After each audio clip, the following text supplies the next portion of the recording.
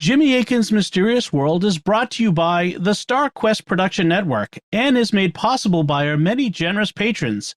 If you'd like to support the podcast, please visit sqpn.com/give.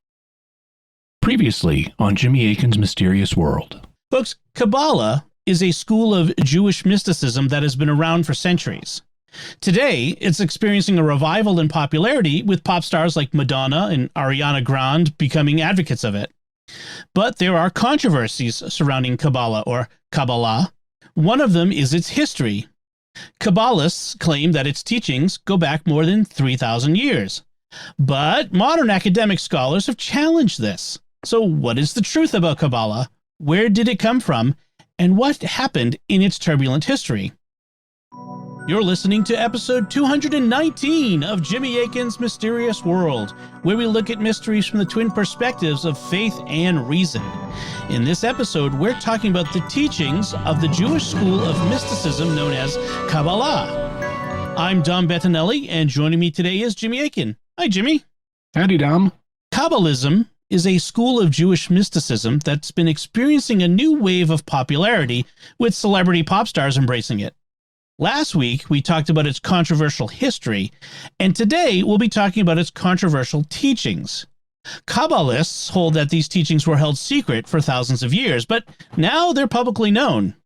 So what do Kabbalists believe about God, the creation of the world, the origin of evil, and the afterlife? Well, that's what we'll be talking about on this episode of Jimmy Akin's Mysterious World. Jimmy, what would you like to say before we dive into today's interview? Not a lot. As I explained last week, this is part two of a two-part discussion with the Jewish scholar Dr. Justin Sledge. He's an expert in esoteric matters, including Kabbalah. Last week, we had a really fascinating discussion on the history of Kabbalah, and so this time we'll be looking at the teachings of the movement. So this is where, from both a traditional Christian and a traditional Jewish perspective, things start to get really, really weird. All right. Looking forward to that. Before we do get to that, I'd like to take a moment to thank our patrons who make this show possible, including Jason M., Tim C., Declan M., Adam R., and James D. Their generous donations at sqpn.com/give make it possible for us to continue Jimmy Akin's Mysterious World and all the shows at StarQuest. You can join them by visiting sqpn.com/give. Jimmy Akin's Mysterious World is also brought to you by Fearvento Law PLLC, now assisting clients with expungements and set-asides of Michigan convictions. To learn more, call 231-202-3321 or go to fearventolaw.com, FIORVENTO law.com. Jimmy Akin's Mysterious World is also brought to you by DeliverContacts.com, offering contact lenses at low prices with free delivery. Visit DeliverContacts.com. So we've kind of covered some of the major movements or shifts, I should say, in the history of Kabbalah. Let's talk about what Kabbalists believe. What do they believe about God? All right. So this is where things get very complicated very fast. All right. So Kabbalists believe that God began as an infinite nothingness. And inside that nothingness, there was a moment of God's will, a movement of will. And that movement of will ultimately caused a kind of differentiation within the inner recesses of the Godhead. According to the Kabbalists, we can't know anything about that, but there was some kind of internal differentiation that happened. And that internal differentiation caused the Godhead to begin to move, or begin to move, or to begin to express itself, I guess one could say. And as that movement and expression began to unfold, you can imagine, I'm sure most folks here have heated up a kettle of milk to heat milk. When you do that moment, there's always that moment right when the milk begins to heat up, where if you don't stop it, it'll just overflow over everything. Mm-hmm. That's the image that the Kabbalists like to use for God. It's an overflow. And that overflow, that emanation, is where the Godhead actually overflows from itself. And that overflow takes 10 distinct forms. And those 10 distinct forms are referred to as the Sefirot. These are 10 distinct moments in the development of the Godhead. And they represent things like wisdom and mercy and judgment and victory and endurance. And these 10 distinct Sefirot represent the internal dynamism of the Godhead. Now, some They're folks attributes of God. they're attributes of God, but they're a little stronger than attributes, because there are other attributes of God as well, but they're never qualified as their own moments within the Godhead. So these are distinct moments, and these very distinct moments are in a constant kind of tensive relationship with each other, and they're out of balance. And because they're out of balance, and there's complex reasons why they come out of balance, that out of balance ultimately leads, according to Isaac Luria, there's an idea that God has to withdraw God's self, and into that withdrawal, right, God shoots light into the dark, and that light interacts with the world as we would know it, sort of the unformed world, the tohu vavohu is what it's called in Hebrew, the unformedness, and God's light feels it and shatters it. And into that shattered reality, which become sort of demonic beings in the Kabbalah, those klipot, the shattered shards, it's into that the world that we know it comes into existence. And so streaming down from the inner recesses of the inner darkness of the divine is pure light.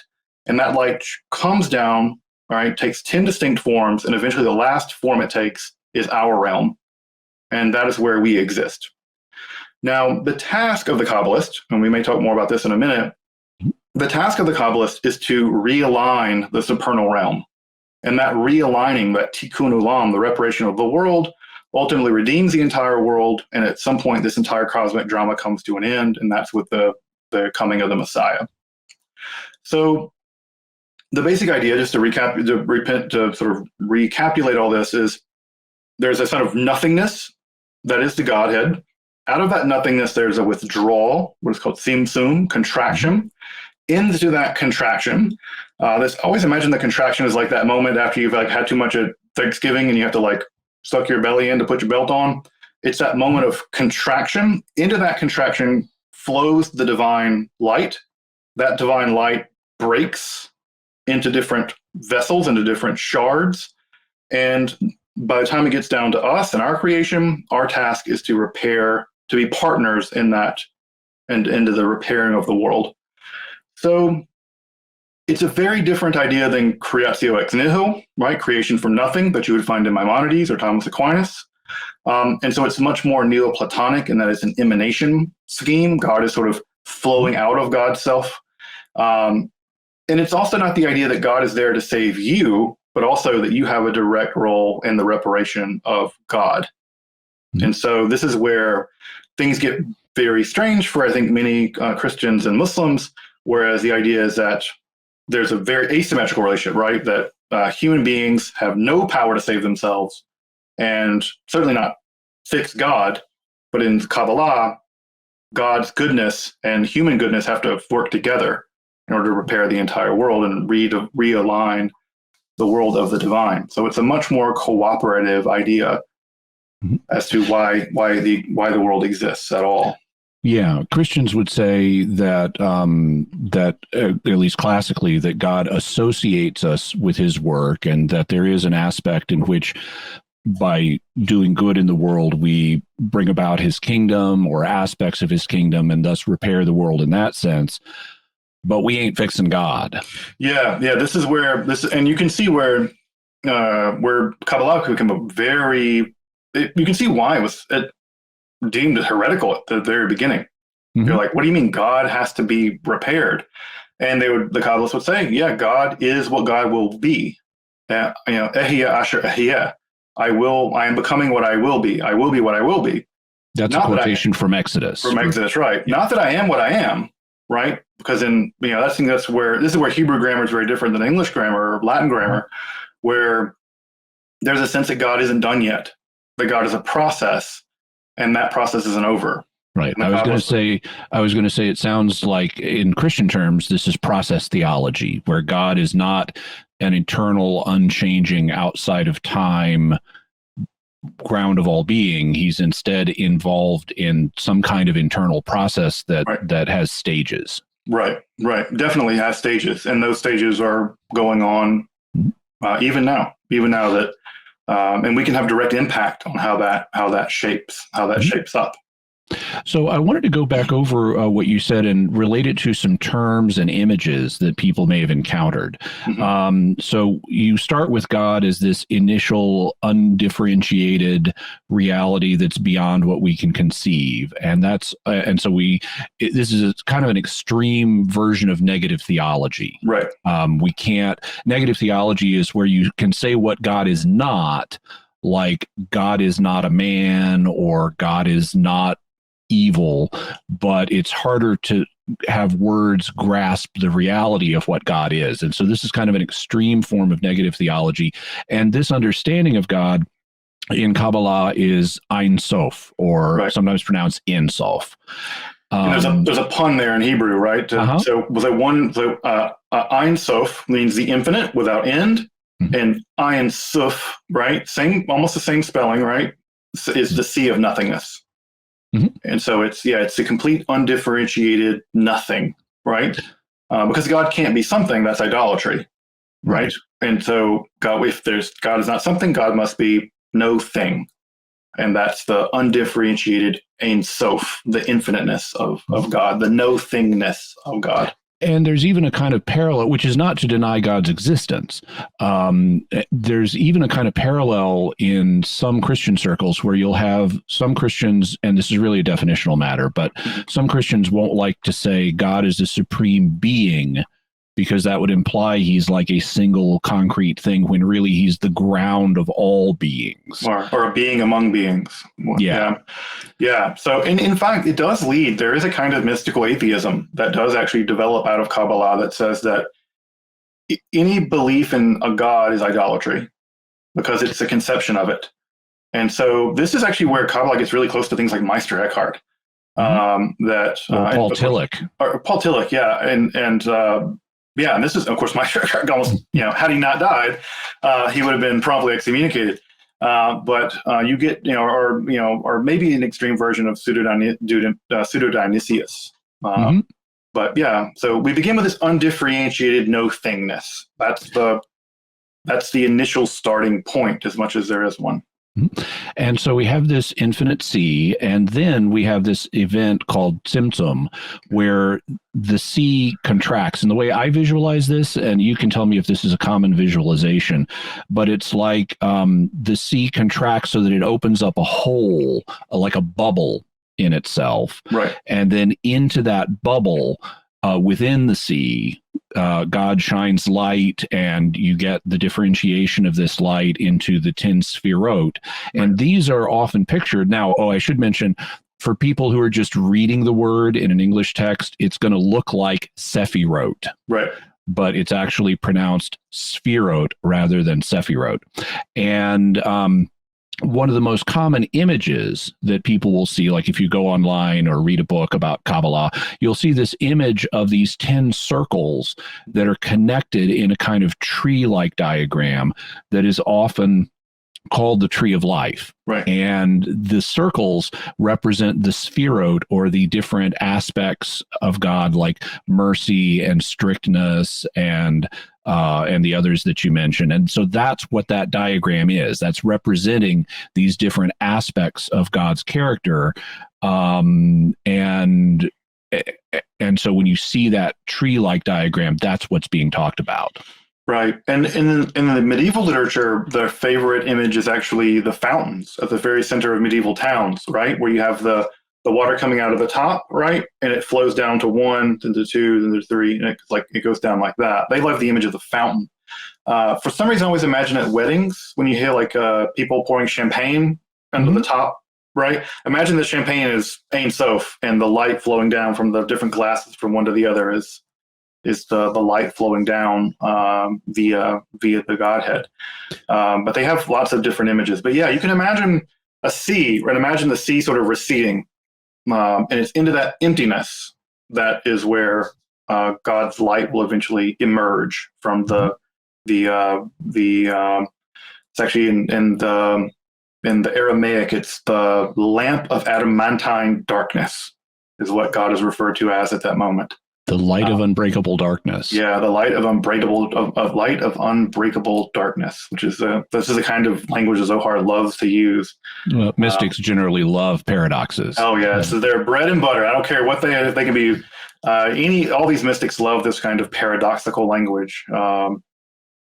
But yeah, that's the botsina de cardinuta is what it literally is. In fact, the word cardinuta, botsina just means a lamp in Aramaic, but de cardinuta actually comes from the name of when you're grinding wheat. There are always some of the part of wheat that no matter how hard you grind it, it will never turn into flour. It's just unbreakable. And it's the image of the unbreakable piece of wheat. And so it's that's where the root of the word comes from. So it's the unbreakable, and we translate it into English as adamantine. Most people think when they hear adamantine, they think like Wolverine. Yeah, Wolverine with his claws. Adamantium claws, but originally adamant just meant unbreakable or very hard to break. Right. Yeah. So as the divine light is manifesting in the space that's been opened for it, the action of the light is so powerful or so violent or something that it causes this brokenness, right, which affects our world as well. And so on this conception, it's not the abuse of free will, like on the part of the devil or on behalf of humanity. It's not the abuse of free will that creates evil. It's actually a result of a process that God initiated. That's right. Evil has two distinct origins in Kabbalah. One of them is where, imagine this light flows down from Keter, the crown of God, and it flows down first into Chesed, mercy, God's mercy. Right? It's the first aspect that it flows down into. Well, imagine that what ends up happening is the flow, right, is so powerful that it flows out of mercy and flows directly over into the opposite of mercy, judgment. Strictness, yeah. Deen, judgment, strictness. And imagine that as it's flowing down, it flows so hard that God's strictness, if God's strictness is unchecked by God's mercy, some of that pure strictness, that pure justice, leaks out to the side. It's almost as if it flows and then it leaks out as it flows. And that pure judgment, without being checked by mercy, is one of the sources of evil.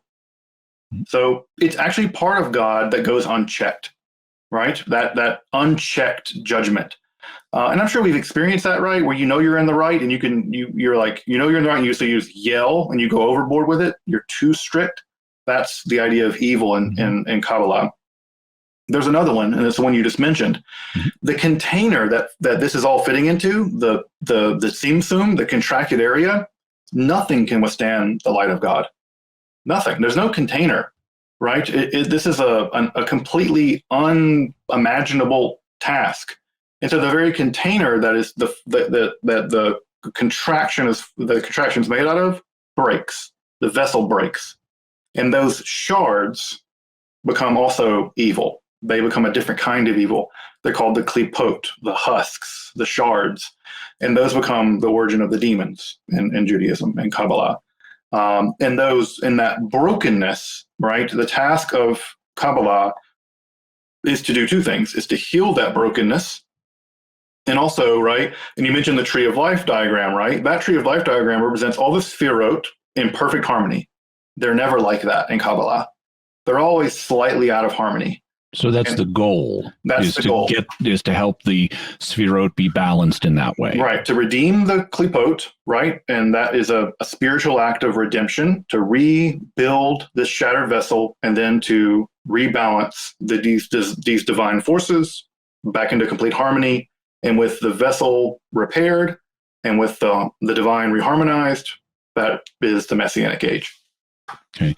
Now, I know this may sound all really bizarre to people. It is pretty bizarre, but yeah. It's easy to see why the early Kabbalists met with such opposition, including in the Jewish community. Absolutely. In fact, the famous quote, right, is, you Kabbalists, right? And I mean, no offense to my Christian cousins out there. They say, look, the Christians made God three. But you guys did even worse and made God 10. Like, how dare you? Like, like it's like we're also monotheistic, and like, what are you doing in this 10? This was a huge criticism. The idea that, and they're like, no, it's not really 10 different gods and things like this. But the criticism was very powerful, and they thought, look at this bizarre system you've made, and blah blah blah blah. Yeah, it was unpopular at first, and it gained in popularity, and is now at some level the dominant theology in Judaism. So we've covered the actual origin of evil, but in my original list of questions, one question was, according to Kabbalah, what is the origin of evil and why is it Brill Academic Publishing? Oh, God. So folks who may not know out there, there's a publishing company in the Netherlands called Brill, and God bless them. They publish stuff that no one else is going to publish. They publish obscure things, and they publish it really, really nicely, and they publish it really great. But they want an arm and a leg for their books. I mean, a Brill book can easily run you $800. I know, I've got a few, and it's like, man, their cheap stuff is still way expensive. I want $200 for an ebook. I know. It's like, dude, you're not even printing on paper for that. Yeah, it's. It's a supply and demand thing, right? They're printing books for libraries, and so they're basically printing very, very high quality books for 1,000 libraries. And when you see them on Amazon, that price doesn't represent what's going on. It's just that they think they can't imagine any individual person is going to buy this. Yeah, I know. It's like, guys, discover the world of independent scholars. Yeah. Get a print-on-demand machine. Like, if I ever meet the real people, which I will, I'm going to the AAR, SBL, the American Academy of Religion.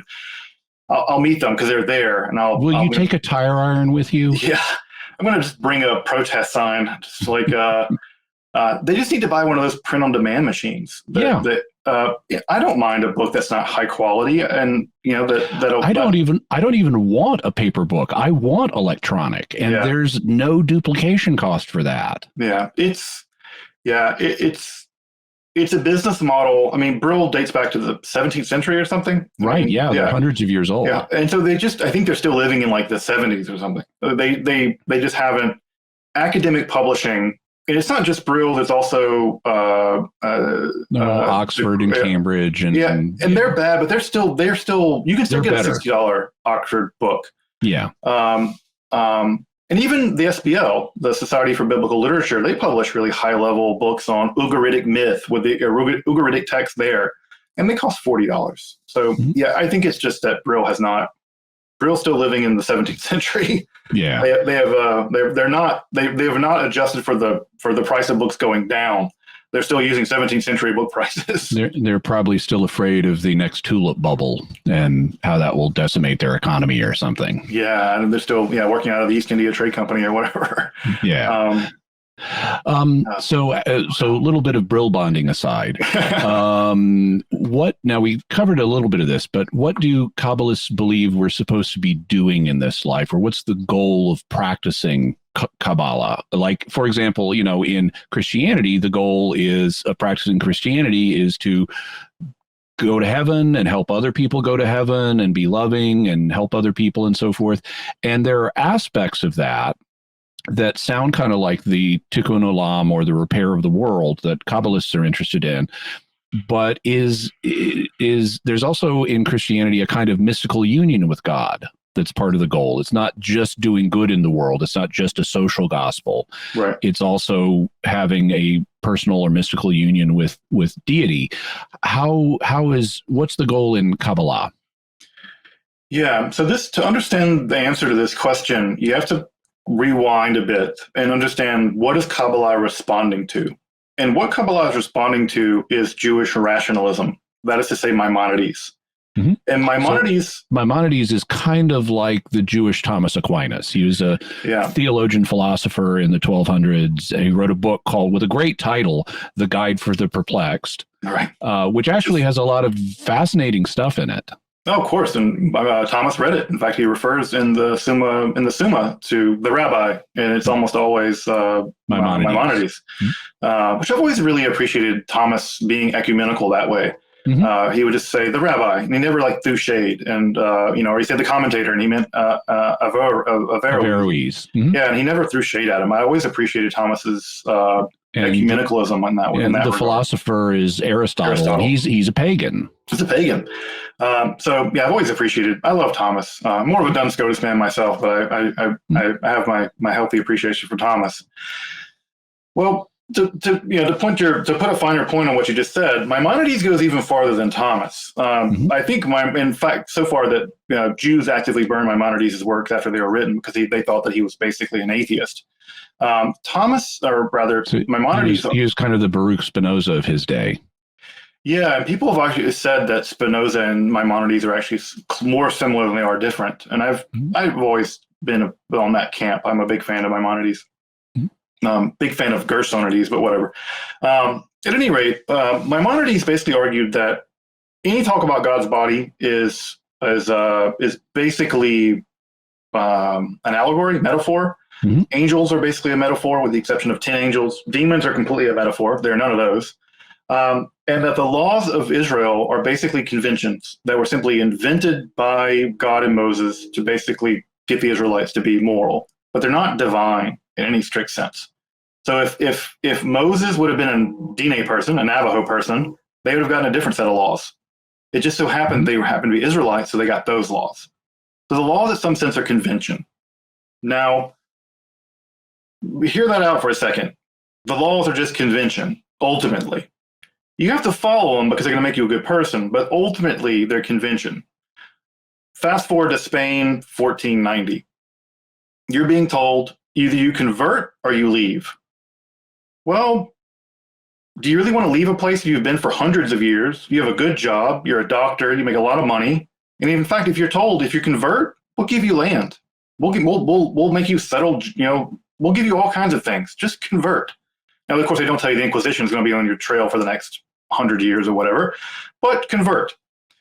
Well, if you're one of these Maimonidean rationalists and the law is just convention and God is really just the force beyond all things that's making the world work, you could just as well pray in a church as you could in a synagogue. And so many people converted. Many of these rationalists converted. Well, the Kabbalists said, no, absolutely not. God's law is not a convention. God's law is the immutable law of the universe. Not only is it the immutable law of the universe, it is the mechanism and the only mechanism by which the world will be repaired. It is the metaphysical tool that we use to repair the world. And only by scrupulously following the exact letter of the law can one ever hope to actually achieve redemption. And that's not just redemption for the Jewish people, it'd be redemption for everybody. Now, I should also mention that the Kabbalah also has a very strong anti-Gentile streak to it. This is some really, in my opinion, some of the most disgusting stuff ever written in Judaism about non-Jewish people. I find it repugnant and repulsive. I'm aware of that stuff, but also in fairness, all of our ancestors didn't play together well. Sure. So no, there's anti-Semitism on the Christian side, and some of that is really, really vile too. Right. And I think it's just important to name when there's religious bigotry, it's just good to name it and be like, look, it's there, it's bad. You can explain it. I mean, what Jew is going to be super positive about Christians in the 1480s, 1490s, right? I mean, they're not living in great times. That explains it, doesn't justify it. And so any Jew out there who wants to use Kabbalah as a way of propping up their anti-Gentile bigotry, that's super gross and bad, in my opinion. But this is where Kabbalah is kind of weird. It's scrupulously legal. It just says the way that you come to repair the world is through very closely following the law. And especially the things that the Maimonideans, the rationalists, had ignored. So I'll give you one example. The Torah forbids a certain kind of mixing of fabric. You're not allowed to knit together or to mix wool and linen. That's forbidden in Jewish law. It's called shatnez. And most people ignored that in the Middle Ages because it's hard to get clothes. And if you can get wool and linen, and you can make clothes and make them. The Kabbalist said, no, actually, Shodnitz causes demons. And you are making the world objectively worse by making Shodnitz and worse wearing it. Now, what was the connection with Shodnitz and demons? So the idea is that you can either be repairing the world or filling it with more evil. It's really dualistic in this regard. And the idea is that everything has a place, and if you create something that goes against God's law, you're actually filling things with more demonic presence. Okay. And so the Zohar is obsessed with demons, actually. Yeah, and there's something similar in Christian circles where you'll hear people saying, oh, if you read Harry Potter, or, oh, if you watch Lord of the Rings, you're opening yourself to the demonic. And they're essentially saying the same thing about clothing. Yeah, about clothing, about something as simple as, wearing a shirt. Mm-hmm. Of course, you're not just wearing a shirt. You're wearing a shirt that openly flouts God's law, the keeping of the Sabbath, any law at all. And this is where the Kabbalah is very conservative, because it's all about keeping God's law, because many Jews at that time had been very relaxed about it. They thought, this is mostly metaphors. So why do we have to literally take boxes, put scripture in it, and then bind it to our arms and our head?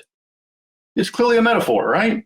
And you shall bind the Lord's, the commandments to your arm. And it's like you wear a Tosafot between your eyes. That just means, or at least a understanding the role of metaphor in scripture that would commonly be understood apart from the way the cultural practice evolved would just be understood as be really familiar with the law, think about it all the time, act on it, and take it really seriously. Right. Except for, and in Jewish law, we actually literally wear them on our arms and on our foreheads. And that was a law that got pushed to the wayside in the Middle Ages. And these Kabbalists came along and said, absolutely not. Now, do you get union with the divine? No. Judaism is, unlike, I think, Christian mysticism and Islamic mysticism, which are much more okay with some kind of union o mystica, the union with the divine, mystical union with the divine. Judaism has never really got on that train. And part of the reason why is that God is ultimately unknowable. And so the task is not so much union with the divine as much as it is to repair the world, to usher in the messianic age in which everything is at peace. Okay. So it's much more practically oriented as a form of mysticism than it is experientially. So, for instance, in the Zohar, the major text of the Kabbalah, you get almost no mentions of experience. Very little about experience or mystical experiences. Whereas when you read someone like Heidevich or Julian of Norwich or St. John of the Cross, it's all experience. These are very powerful experiences. The Kabbalah is I won't say bereft of them, but it's just not the way that the mysticism works. Okay. It's much more a speculation about how to do it and how to do it than it is the experience of doing it.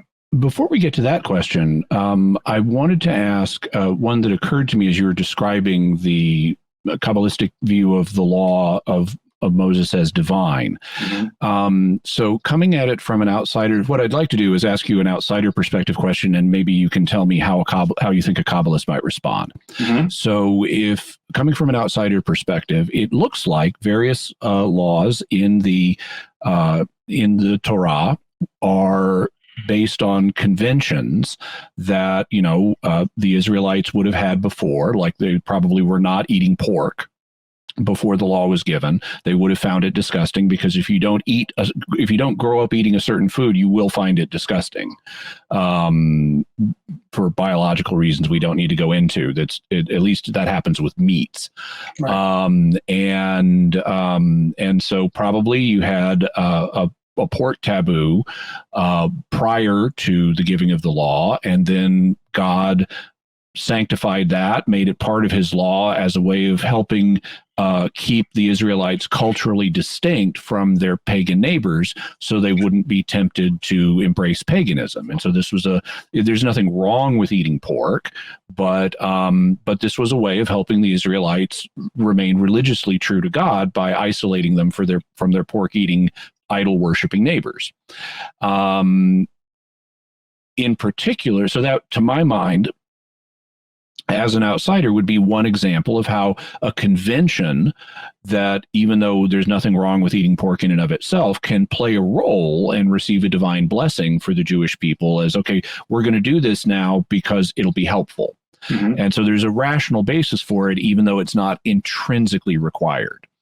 And I'm trying to articulate this off the top of my head, but another example that I think even more clearly brings out the historically rooted nature of some of the laws is the restriction of the Jewish priesthood to the tribe of Levi and to the family of Aaron, mm-hmm. because there's a certain point where it's after the golden calf incident, and you have a mixing of Israelites and pagans, and all of the Levites rally to Moses to deal with the problem.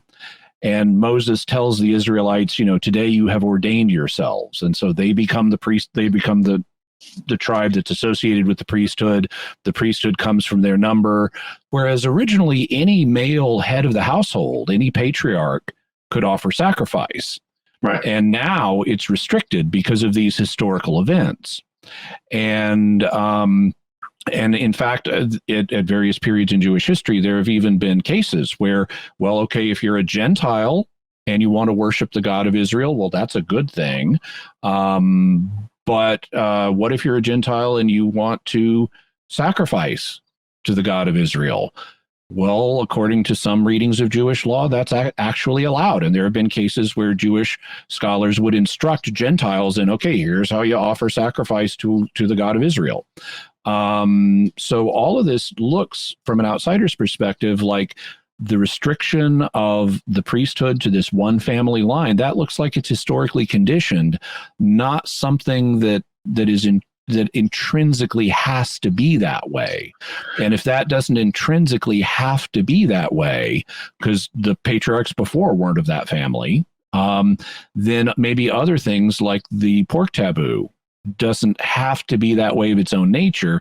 It's just this was God's will for the people of Israel.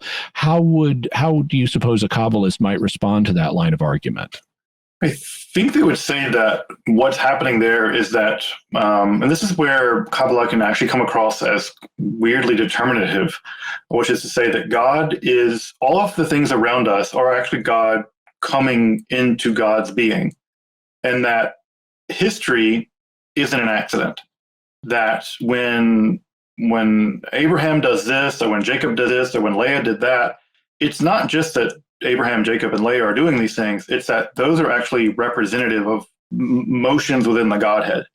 And therefore, the entire Torah is not only a story about the patriarchs and matriarchs and Moses and all that, it's also the inner dynamism of the Godhead symbolically written out. And so they would say, no, it's not historically contingent. It's not the case that they could have built the golden calf and they could have not built the golden calf. It's that, no, the golden calf was part of the process by which God's nature is being worked out in history. So now you might say, where is free will and all that? The Kabbalists are disinterested in that question. It's really amazing how they don't care about it. Do they actively reject free will, or are they just uninterested in it? So they seem to. There's some debate about this. They largely are disinterested in it. Again, this is one of these things where it seems to really bother some theologians, and in Judaism, there's very little interest in it. But the idea basically is that this is the divine working itself out in history. And insofar as the divine is intelligence, it is working itself out actively, and we're part of that process. Now, the degree to which we're choosing everything is not completely clear. But yeah, exactly where free will and determinism line up is a very murky question in the Kabbalah. But generally speaking, the idea is that there's some kind of compatibilism happening there. But in general, they really do think that the Torah is not just a history of people, it's also a history of things within the Godhead. I'll give you one example of this that sounds completely bizarre, but I love it. There's a throwaway verse in Genesis, and it said, there were 10 kings of Edom, and they all died. That's the verse. right? It's the kind of thing that, it's the kind of Bible thing we always see, right? Yeah. It's just one of these weird throwaway verses. Not for the Zohar. Zohar says those 10 kings of Edom were the 10 evil worlds that existed prior to our world, and that the 10 kings of Edom are now the demons that are in control of this world, and that it's not just a random list of Edomite kings. The 10 kings of Edom are actually part of the evil superstructure of reality that have to be actively combated against. And so the Zohar has a very complicated demonology, and these 10 kings of Edom are actually, we talk about the 10 Sefirot. Yep. They're the opposite of that. They're the evil Bizarro, like in the Bizarro version, right? It's like a Mr. Spock with a mustache. It's the evil version. Oh, so, I was thinking like Bizarro Superman. Me am sad. Have a sad birthday, or things like that. Yeah, it's and the world of this is called the world of the Sitra Achra, the world of the other side, and it's our world. It penetrates our world, but it's a completely evil version of our world. And actively, it's full of demons, and those demons can get into our world, and we have to do commandments to fight against them. And so this becomes a very Baroque worldview, where demons and Dybbaks, which are evil undead people, and right, and we're going to cover Dybbaks in the future. Yeah, amulets and all kinds of stuff are very common in the Kabbalistic world. So magic even is part of Kabbalah, and so. It's a very, very weird world that's very super saturated with evil. And it's actually, the Kabbalistic world is a very frightening world, because it's a world in which, again, it's super arrogant. But the Kabbalists really did believe that the world's hanging on by a thread, and they're the thread. So let's talk about how they go about repairing it then. What does Kabbalistic practice look like? What do people do? Is it just go into soup kitchens, or what else does it involve? So that could be one thing. The main thing is the law. It's following all the commandments of God as laid out in the Torah as possible. Classically reckoned as being 613 of them. 613, although 100 of those have to do with the temple. So those are not, strictly speaking, possible at this point. Although they're read every day, you have to know them, because in rabbinical Judaism, the third temple may reappear at any moment, and all of the Levites and everyone has to immediately go back to their job. So so you have to know them. They're studied every day by Orthodox Jews. So, and also the idea in rabbinical Judaism is that the temple's destroyed, but we now make our home the temple. And so in the same way that the priests would make the bread and sprinkle salt on it as part of the sacrifice, when you make bread, you have to also pinch off some of the bread, throw it in your oven, and sprinkle salt over it, just like the priests. Your table is now the temple. And so, which I've always thought of as a beautiful idea. Just like you wash your hands before you eat in Judaism, there's a ritual washing of the hands that mirrors the washing of the hands of the priests.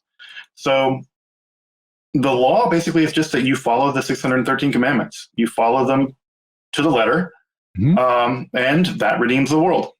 Now, this is where things get more interesting, I guess, is that not only do you have to follow the law, you have to encourage other Jews to follow the law. Now, this is where you get what is called kiruv, or outreach.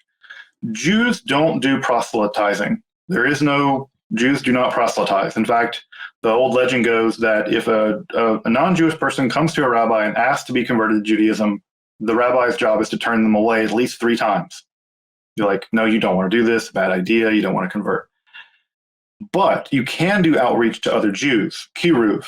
And this is where those guys on the street asking if you're Jewish and you want to lay tefillin, the boxes that go on your arm and your head, that's what they're out there for. The idea is all of Jews need to be brought back into Orthodox Judaism, and that is the process of redeeming the world, really. So it's not enough that you do what's right? It's also that you have to get other Jews to also engage in this tikkun olam. And it gets even crazier. In Lurianic Kabbalah, reincarnation is introduced. I was just going to go to, what do Kabbalists believe happens after death? Yeah, so you get reincarnated. This is, what ends up happening is there's what's called Sha'ara HaGilgolim, the gates of reincarnation. Now, this idea is not found in the Zohar directly, but it comes in later Kabbalah. And the idea is not only do you spend this entire life engaging in the repair of the world, you'll get reborn. And depending on the merit you've achieved in this life, you will go on to have to even do harder lifting later. And so the idea is you get reborn and you have to do the same thing again. Not only that, but there are a finite number of souls in the universe, according to Kabbalah, and that those finite souls... And they were all created at the same time. All created at the same time. And there are a finite number of them. And your job is not only to do the repair for the sins that you have made in the world, so you have to correct for your sins and do the positive commandments, but you're responsible for all the other people you used to be. You have to fix all their sins too. And so I'll give you one example of this. This is called your soul root. You have to do these Kabbalistic exercises to figure out what your soul root was. And depending on your previous life, you may have to do all kinds of reparation. Is that soul R-O-U-T-E, soul route, or soul R-O-O-T, soul root? Yeah, root, R-O-O-T, like the root of yours, like a plant. The first soul that you were. And Chaim Vital, the first student of Isaac Luria, his soul root was Cain. He was responsible for every murder to have ever occurred in all of history. Heavy, right? And so you learn your soul root, and your soul root may have been Korach, you may have been Pharaoh, you may have been God knows, but you're responsible for them. And this is the idea in Kabbalah, that you have to be scrupulous with the following of the commandments, but you also have an obligation to figure out all the things you did in your past life and fix that too. And how do you fix that? Doing good deeds, praying. You can do like things like mortification of the flesh. You can do all kinds of things that will allow you to repair those sins. So you're responsible for all your sins, doing the right thing, and fixing all the sins of the people that have come before you. Now, so I'm curious about something, because part of the obligation to do tikkun olam is connected to Jewish identity. So it's not expected that Gentiles like me need to keep the 613 laws in order to repair the world. But in Kabbalistic reincarnation, it is possible, correct me if I'm wrong, but I've read this in multiple places. It is possible, if you commit various offenses, that you will be reincarnated as an animal or even a plant or even an inanimate object like a river. But if you're those things, you're not a Jewish person anymore. You're not part of the covenant. And it doesn't look like you'd be required to perform tikkun olam to repair the world in that case.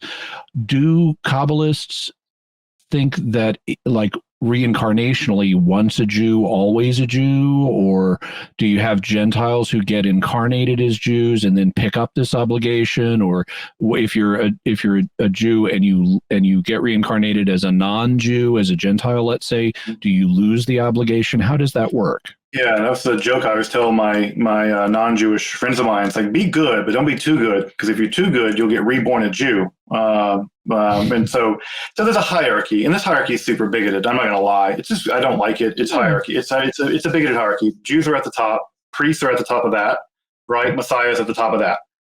Down from there, if you're a man and you muck up, you can get reborn a woman, right? And if you're a bad woman or a sufficiently bad Israelite man, you can be reborn a Gentile, and it goes down and down and down until you can be reborn basically as an inanimate object.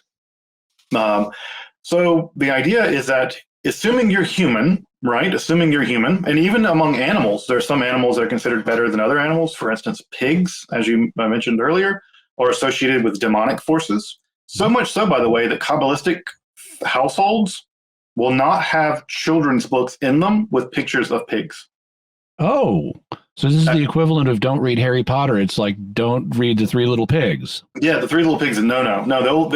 They'll sometimes have the book. I've been to households where they'll have the book, but they've taken a Sharpie and like gotten rid of the pig or cut it out. So even having pictures of these animals is considered to be idolatrous. It's like you're on the, You're on the wrong team, even with pictures of these animals. So there's a hierarchy of animals that you'd want to be born into, as opposed to others. Mm-hmm. So the idea, is that even if you're, again, not wanting to be born as a pig is not exactly a spoiler in this context. Yeah, you don't want to be reborn a pig. Any sort of so-called unclean animal, you don't want to be, born as a shrimp, I guess. Yeah. That doesn't seem that great either. But I think I'd rather be a pig than a shrimp, I guess.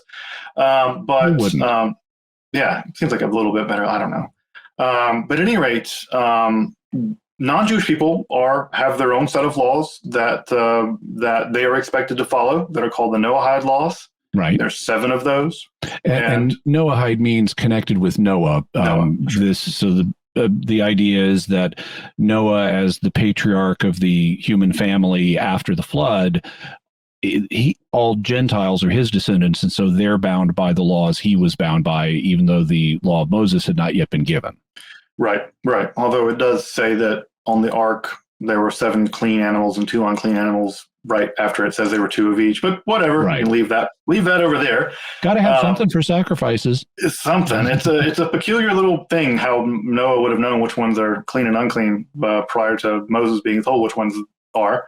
That must have been the B-roll of the Bible. Yeah, well, and that would be part of my argument that depending on how you take the historicity of the Noah story, but this would be an example of some people already regarding certain animals as clean and unclean, and then later that custom was formalized in the law of Moses. Right. It could be. It depends on how you think the Torah was knit together or written or what have you.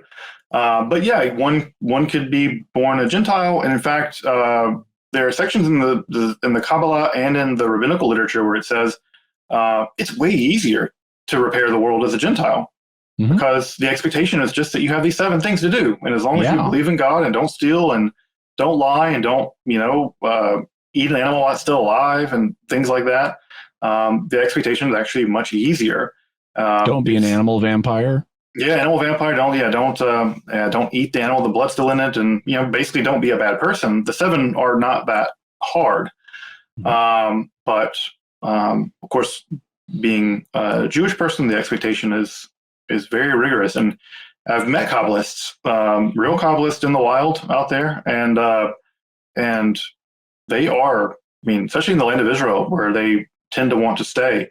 I know Kabbalists who just won't leave Israel because they believe that the rest of the world is impure, and that they go to the mikveh, the ritual bath, every single day, and they try to live in an extremely heightened state of purity because they really do believe that their purity is part of the mechanism by which the world will be redeemed.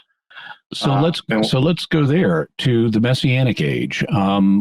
Is it a certainty? Number one, is it a certainty that the Messianic age will happen, or could we mess it up? And when it does happen, what do they think the Messianic age will be like? How will it be different than now? Yeah. So this is where Judaism has a sort of weird allergy, even in Kabbalah, to speculating about the future. In fact, the Talmud says that for every year that you calculate from now, the Messiah will come, God pushes the coming of the Messiah back that many years. So I've always loved that. It's people like, the Messiah's going to come in 375 years. And God's like, and you just pushed it back. You got yourself 375 years more detention. So the idea is twofold in Kabbalah. One is either the world will be made a fit place for the Messiah by human effort, and the Messiah will simply walk through the door. That is to say, the world will be basically redeemed, so much so that the Messiah will come. They liken this to the idea that the king's not going to come to your house until you've cleaned your house, until you've gotten your house beautiful. And when you've gotten everything, including the red carpet, rolled out, then and only then will the king come. In Christian circles, this idea is sometimes called post-millennialism, that the gospel and the kingdom of God will eventually triumph to the point that Jesus will return from heaven as kind of the crowning event of all that. Right. And then we have the opposite too. The other option is that the world will get so bad that the forces of evil will be a hair's breadth away from destroying the last righteous thing in the world. And at that decisive moment, the Messiah will appear. So, and it's only, so it's either when things are perfect or really close to perfect or really close to a wreck. It's only in those two moments that Messiah will appear. And so the idea is it's far better to live in a world near perfection than live in a world where everything is basically evil and God has to kind of come in as a commando and fix it all. So that's the expectation. Now, how does that world different from our world? There's a bunch of speculation in the literature about that. One version is that the dead will be resurrected. So all the dead people will be resurrected. Further versions is that everyone will... So in Kabbalism, there are traditions where you have both reincarnation and an eventual resurrection. And an eventual resurrection. So that exists. In fact, there's even images in the Talmud of like people rolling toward Jerusalem underground. I know, through the underground tunnels. Yeah, the underground pop up at the Mount of Olives, and the Messiah can judge them by smell, which is interesting when the Messiah judges them. Like God will kind of and will know what you did wrong. Don't have the odor of sanctity on this one. Yeah, exactly. And this is the way the Bible talks is like odor of sanctity. Like, it was a pleasing aroma unto Hashem, to God, that it's a very, God's like a sommelier of righteousness and sin. Mm-hmm. So there are other, I think, gross stories where everyone has to convert to Judaism and everyone will follow the laws of Israel. There are even more horrifying versions where all of the Gentiles become the slaves of the Jews. I think that's repugnant. It's there, and it's a minority position, but it's there in some of the texts. Will things like so like in the Christian articulation, in the final state of the world, death will no longer exist, and also we won't, if we're not dying, we're not going to need to reproduce, so we won't be married. Will things like death and sexual reproduction continue to happen? Good question. And there's debate about this. And there's even debate about how long the Messiah will reign. In some versions of it, the Messiah will reign for 1,000 years. And it'll be a normal world like this. That is to say, you live, die, have kids. Just people won't sin anymore. There just won't be sin. Even the animals won't sin anymore. They won't hurt each other. Or some people think all the mean animals will vanish and all the good animals will remain. Or some say that the lion will lay down with the lamb and they'll both still exist. So in some versions, there'll be 1,000 years where the Messiah will rule, and then something else happens. And that something else is even less speculated upon, whether it's some kind of complete renovation of the world, absorbed back into the Godhead. No one knows. Okay. Yeah, Judaism is very scant on speculation about the future, the afterlife, what is called Olam Haba, the world to come. And we have anecdotes about it, that there will be no sickness there. But then sometimes they'll say, no, the people will still live and die. They may live older. They may get to much older and live and die. But they may still live and die. The Messiah will live and die. The Messiah will live for 1,000 years and bring peace to earth. But eventually that will also come to an end and there'll be something else. So exactly what that stuff is very peculiar. Even prophecies about what the Messiah will be like is very scant. So one of the things that has struck me in learning about Kabbalah is its similarities. It has certain similarities to a movement that listeners may be aware of in Christian history known as Gnosticism.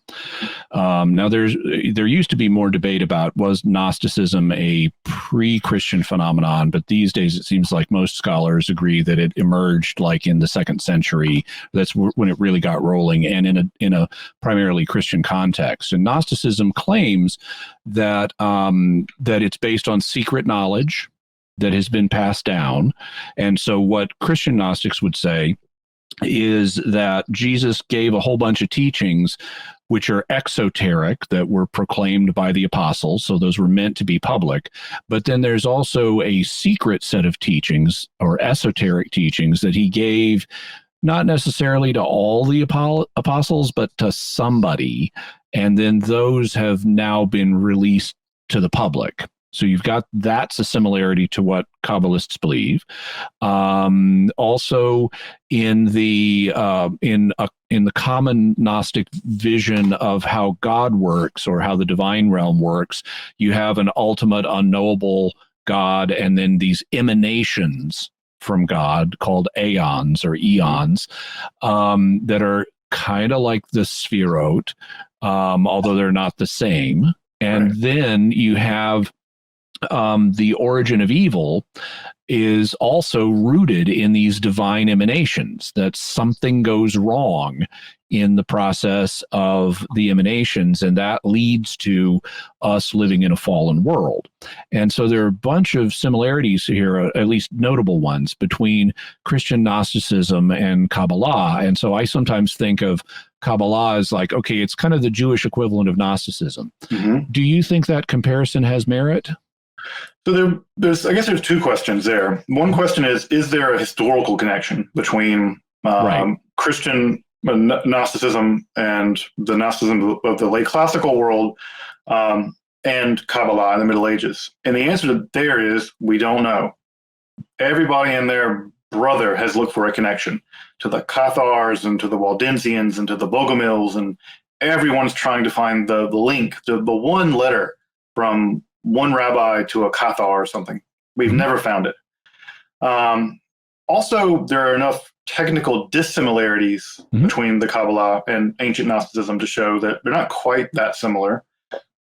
And third, we can see Kabbalistic ideas developing in the centuries prior to the Zohar. So what's weird is that we see similar ideas on the scene, and they mature over several hundred years. All right. And what we see is that maturation process seems to be the case that they're generating a similar track of thinking without there being any historical connection. So at this point, most scholars think there's no historical connection between the two. Right. But what is the connection? Neoplatonism, right? Is that the Platonic world, the Neoplatonic world, if you think of sort of Christian Gnosticism as sort of an inversion of Neoplatonism, where in the Neoplatonic world, God emanates everything out, and we're sort of the very end of the ladder in terms of the chain of being, and we're really close to evil, but not quite. Well, the Gnostics say, no, actually everything below this part is all evil. They just move where the evil bar is at some level, and it happens to be the entire physical world. Even Plotinus rejected that. He was like, no, the physical world's a manifestation of the divine. You can't hate it. You can want to not be trapped by it, but it's not evil. Plotinus, we should explain, was a Neoplatonic philosopher. Right, 3rd century Neoplatonic philosopher who also did not like Gnosticism as much as the Christians didn't. At least the ones that weren't Gnostic.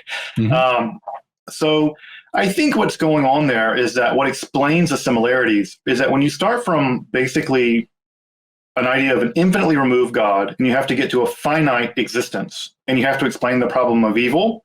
And if the mechanism that you use to do that is emanations, these sort of cascading overflows of the divine, every system that does that is going to get a very similar story in the end.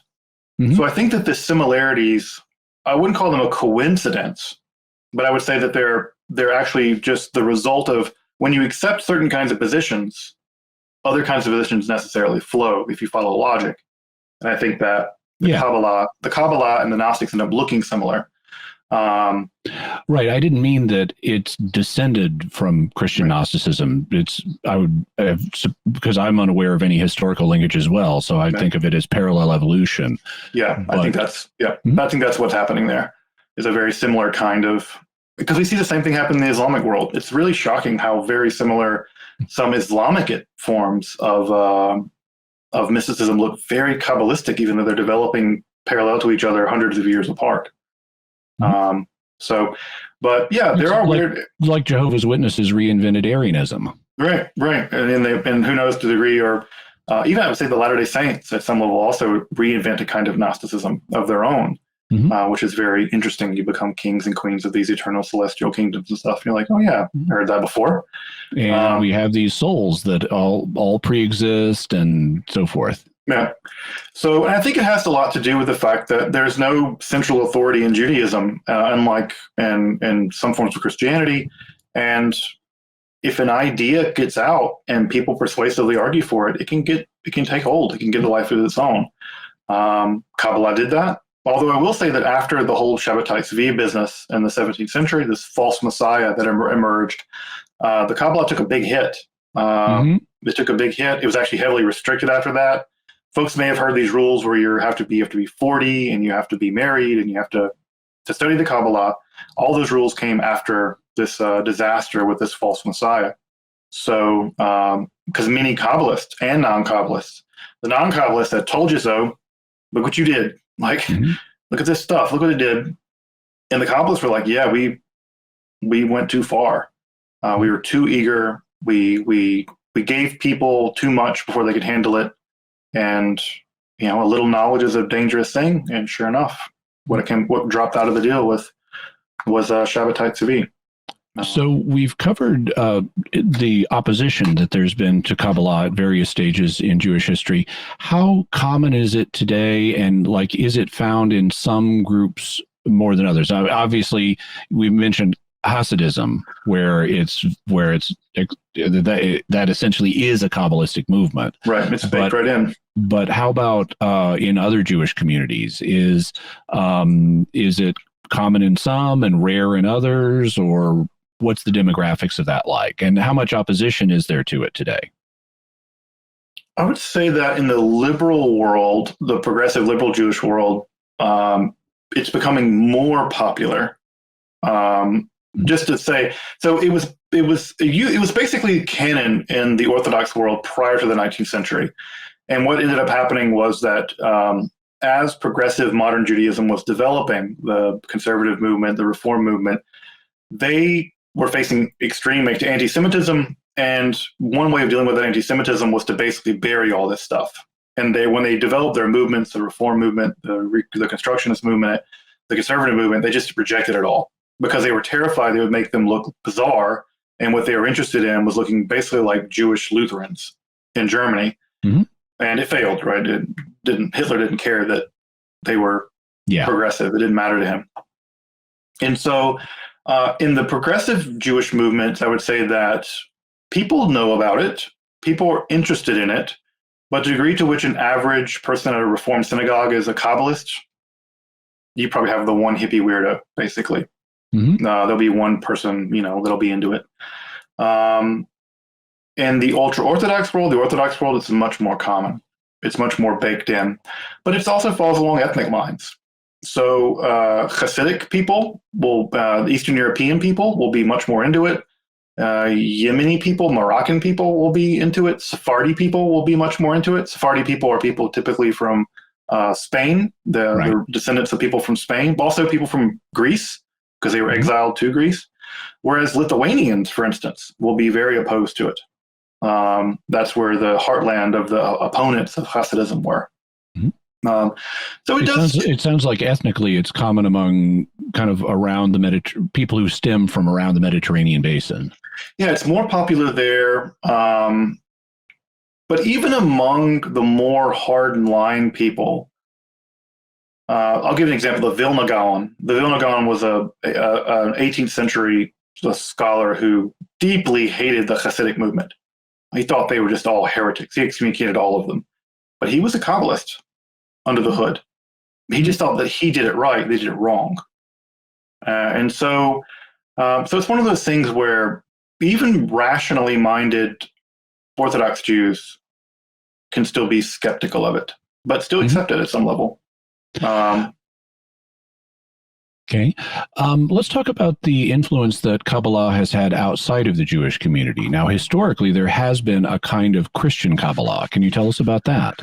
Yeah. So there was, beginning in the 15th century in the Renaissance, some Christians began to believe that Jews, despite their backwardness or whatever, had secrets that actually did come from Moses, and these secrets were primeval secrets that had been maintained by the Jewish people. They basically accepted what the Kabbalists were arguing. They just thought that the Jews, because they didn't accept Christianity, were basically, blindly carrying it about. Yeah. They didn't understand what they had. Mm-hmm. And so some Christians in Italy and Florence began to work directly with Jews to begin translating a lot of this stuff into Latin, and with the help mostly of converted Jews. So these would be Jews that had converted to Christianity, and they would use their Jewish knowledge to translate a lot of this Kabbalistic stuff into Latin. a lot of it pretty unreliably, and sometimes they just made stuff up. And so that began the world of Christian Kabbalah, where the argument was the Zohar and other texts in Kabbalah prove the truth of Christianity, and that a kind of hybridized version of Catholicism or Protestantism, but mostly Catholicism, could be hybridized with Kabbalah, and that would actually allow for the Jews to convert into Catholicism. It basically would be a bootstrap to get them in. And this idea was not well received by the actual teaching authority of the church. No, it was not received by, basically the Kabbalists didn't like it, and the church did not like it. Right. And so people that were associated with it, they were on these were people that were on the fringes of the religious world to some degree. I mean, Pico was kind of on the fringe, Ficino was less so, but yeah, some of these people, those being Christian Kabbalists, and some of these people would eventually develop Christian esotericism, Christian occultism. The most famous example being Cornelius Agrippa's 3 books of occult philosophy, published in 1533, which is the most systematic. It's the summa of this systematization between magic, Kabbalah, Christianity as a whole, basically the foundational document of modern occultism. So fast forwarding to the 20th century, we have an organization that you mentioned earlier, the Kabbalah Center in Los Angeles. What's the deal with them? So they're very polarizing. And I don't want to contribute to that because I really feel like as an academic, my job is never to denigrate anyone's spirituality. You could describe what the controversy is about. The controversy is to what degree Kabbalah should be, quote unquote, watered down to make it accessible to anyone who wants to engage with it. Jews, non-Jews, movie stars, rabbis, whatever. And what their argument is that this can be accessible to anybody, and the teachings of the Kabbalah can be accessible to any person. And that influential people should be prioritized maybe in that process because they will help spread these ideas and usher in the era of the redemption all the faster. So it's kind of a Hollywood version of Hollywood New Agey version of Kabbalah that, again, many people find deeply spiritually rewarding. Madonna is a famous example of a person who has clearly benefited spiritually from it. Ariana Grande and some other people as well have really found teachings in the Kabbalah to be spiritually fulfilling for them. It doesn't require you convert to Judaism. It doesn't require that you do the Jewish law. It says that these teachings are actually accessible to anyone at any level. And so the job of that organization is to raise the possibilities of redemption by making it accessible to a wide range of people. Okay. And it's led to a kind of what's sometimes called pop Kabbalah, where you have this presentation of Kabbalistic ideas for a non-Jewish audience. And I imagine the transmission, I imagine something gets lost in transmission in that process from the perspective of a lot of Kabbalists. From the tradition and from the perspective of a traditional Kabbalist, I'm sure they would have a very low opinion of what's going on there. Also, people who are popularizing a movement like this frequently, like converts to it, like Madonna, let's say, may not represent, they may say, oh yeah, this thing is Kabbalistic or this thing is Kabbalah, when really it's more of an idiosyncratic idea that's not broadly shared.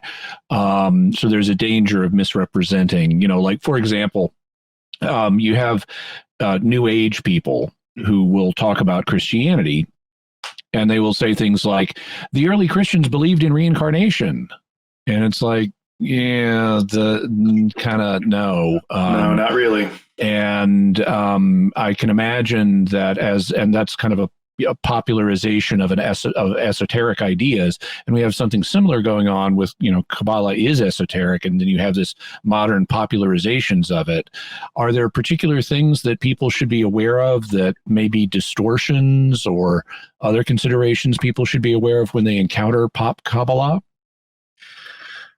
This would probably, I think answering that might veer me into insider baseball, where I might be required to say what is authentic Kabbalah and what isn't. And from an academic point of view, I can't do that. I wouldn't feel responsible doing that. I I guess what I would say is that I would sort of give general advice is that if you're going to be in contact with the spirituality of an oppressed people, whatever oppressed people that is, whether it's Jewish people, African Americans, indigenous Americans, be in communication with those communities and learn from those communities and with those communities. And I think that when there's kind of a taking of ideas from communities that have been traditionally oppressed, but when that's an asymmetrical taking, I think that that's just worrying. And so, I think that it's always a good idea to dig deeper, to be in communication with the communities of people that develop these ideas, and also people selling you stuff. Mm-hmm. Just be aware. I mean, if someone's offering you spiritual truths and they want money, just let that raise your hackles. I don't know. Mm-hmm. I think when people are selling salvation, that always worries me. And this goes for Jews too. And I've been to Safed, and I'll go to places and like, yeah, I'll tell you who your soul root is as long as you pay me $1,200 or whatever. I'm like, yeah, I'm thinking I'm gonna pass. On that. In the Christian community, we didn't have such a good experience with Simon Magus. Yeah, Simon Magus. I mean, I think we all have our history of the, we all have a history where money and religion mix, and it ruins both at some level, politics and religion, and whether it's the abuse of the indulgences in the Middle Ages, or whether it was unscrupulous money changers in the temple, or predatory lending in the Middle Ages, or things like that. I think that, I think that intersection always worries me. So before we close, anything else you'd like us to know about our topic today? I would say that the Kabbalah is rich and sophisticated, and that the presentation of it, we've done today is a good, tipping in. If you're interested to learn more about it, my channel, Esoterica, we talk about topics in Kabbalah a lot. I've done a whole 14-hour-long class on Kabbalah. If you really want to learn about Kabbalah from an academic perspective, not from a watched it. Okay. I hope it was useful. Yeah. I think that if folks want to dive into it, I think that, it's always good to learn more about what people believe, and that the more we learn about each other, I think the better the world we live in. That I love reading patristic fathers and learning about Catholicism and learning about my Catholic brothers and sisters and their beliefs. And it doesn't make them want to become Catholic, but I feel like that faith-seeking understanding is a lot better than faith-seeking weapons. Yeah. And so I'm always happy to learn with and from my Catholic and Christian and Muslim brothers and sisters, my Confucians and Buddhists. And if folks want to learn more about Kabbalah, with no invitation that you have to be a Kabbalist, my channel is a decent resource for that activity. And I've frequently watched your channel, and there's a lot of fascinating stuff in there. It dealing with esoteric matters, hence the name Esoterica. We'll have a link to it in the description for the show notes. And I share the same attitude of, we can learn from each other. We may not agree on everything, but we can be respectful and kind, and have mutually enriching exchanges that we can learn from, which is why I wanted to bring you on today. I really appreciate that. Yeah, the world is better with richer, deeper conversations about how we're different, and difference does not, difference and disagreement can coexist with respect. And so I think that's also true for me. I'm not a Kabbalist, and so I'll be having a conversation with a Kabbalist. Be like, yeah, you guys believe weird stuff, neat stuff, but weird. And I'll be, looking at my Christian people like, y'all also believe strange stuff, and they would look at me and say, you believe weird stuff too, or you don't believe weird stuff. Yeah. What's wrong with you? So I think that we can all, if we can all agree that we all hold some far out ideas and reach out to each other and in knowledge and compassion, then the world's going to get to be a better place. And I think that does actually set us on the path to a kind of redemption. And I certainly want to be part of that. Well, Dr. Justin Sledge, thank you so much for being with us today on Mysterious World. Absolutely. Thank you so much, Jimmy. All right, that's the end of our discussion with Dr. Sledge. Jimmy, what can we say about Kabbalah from the faith perspective? Despite the fact that some in history have tried to combine Kabbalah with Christianity, the two are fundamentally different. Christianity teaches that God is eternal or outside of time, so he doesn't undergo processes and progress in stages across time. That's what the world does, not what God does. God is perfect, and so he doesn't have any brokenness within himself, so we don't need to help repair God. Also, Christianity teaches that God did not cause evil to exist. Instead, evil is due to the misuse of the gift of free will by God's creatures. There are ways in which we cooperate with God by doing good in the world and helping build his kingdom. So in that sense, we do participate in tikkun olam, or the repair of the world, by doing acts of kindness and love. But as I said in the interview, we ain't fixing God. And finally, the Christian vision of the afterlife does not involve reincarnation. Instead, God showed us what will happen to us by what happened to his son. After Jesus died, he rose from the dead without reincarnating, and that's what will happen to us at the end of time. As Hebrews 9:27 says, it is appointed for men once to die, and after that comes judgment. Despite this, it's helpful to know what other people believe and to have respectful discussions with them, including Kabbalists and people who aren't Kabbalists, like Dr. Sledge. So I'd like to thank him for coming on the show, and I hope to have him back in the future to discuss more fascinating esoteric subjects, including parts of Jewish history and folklore. Excellent. So, Jimmy, what is your bottom line on Kabbalah? Kabbalah is a form of Jewish mysticism that is in some ways parallel to Christian Gnosticism. Like Gnosticism, it involves the idea of secret teachings being passed down, a series of divine emanations, and it places the origin of evil in the divine realm. Despite this, we don't have historical evidence that Gnosticism influenced Kabbalah, but they do look like they developed in a kind of parallel conceptual evolution. With the internet, Kabbalah is becoming increasingly popular in some circles, so it's important to know about it and how it relates to both traditional Jewish and Christian faiths. And what further resources can we offer to the listener and viewer? We'll have links to information about Kabbalah, as well as Dr. Sledge's Esoterica channel, also his Esoterica playlist on Kabbalah with his multi-part course on it, and also a link to his personal website. Great. What do we have for mysterious headlines this week, Jimmy? A creepy robotics theme.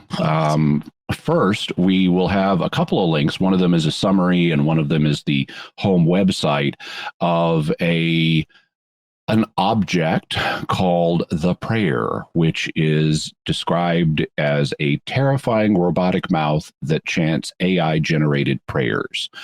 And some people built a robotic mouth, and they have a speech synthesizer attached to it, and they hooked it up to an AI, which they fed religious texts from all over the world. And if you turn it on, it will chant AI-generated prayers and praises of God until you have the courage to rip the cord out of the wall. So it is quite creepy. Also, speaking of creepy robotic things, well, you know how in the Terminator movie, the Terminator was like covered in human skin? Yeah. They're doing that. Because it turns out that robotic skin hasn't been hugely successful. And so now they have been making living human skin out of living human skin cells to cover robotic things with. There's a robotic finger that has now been covered with the new living skin. And right now the skin is pretty basic. It doesn't sweat yet, which it needs to because it needs to keep moist. But more creepy robotic stuff going on. People, these dystopian science fiction movies are not templates for the future. Please don't do this. Wow, those are some awesome headlines. All right, so we would love to hear from you. What are your theories about Kabbalah and its teachings? You can let us know by visiting sqpn.com or the Jimmy Akin's Mysterious World Facebook page. You can send an email to mysterious@sqpn.com. Send a tweet to @mys_world.